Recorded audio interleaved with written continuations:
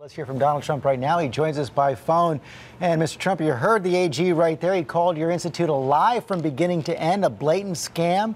Your response? George, anybody that knows, and that's in this city, knows anything about Eric Schneiderman, we know he's a political hack.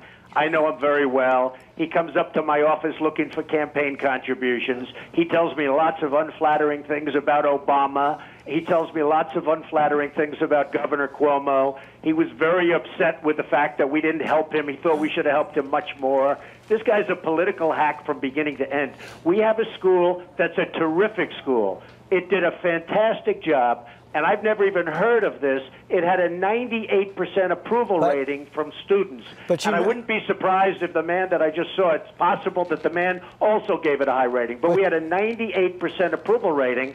The school is terrific, and it did a great job. One of the things he says is that some of the people who gave testimony has also later filed complaints, and he makes some specific charges as well. He says your advertisements claim that you handpicked the instructors, but that in fact you never picked a single one. Is that true? And can you prove it? He's totally wrong. I looked at every resume. I met with some people. I didn't meet with everybody. It's not my main business. I did this to help people, and frankly, if they would have listened to me, because I predicted, as you know very well, I predicted just about better than anybody else the housing market. If they would have listened to me, frankly, that would have done very well. But of course I looked at the resumes, I recommended people. We had a wonderful school with a fantastic approval rating. If you go to the Wharton School of Finance or if you go to Harvard, they don't have a 98% approval rating. This guy is a political hack looking to get publicity. By the way, he meets with President Obama on Thursday evening in Syracuse. He meets with him on Saturday. At 1 o'clock, he files a suit. So you're saying President Obama's behind this? George, who knows?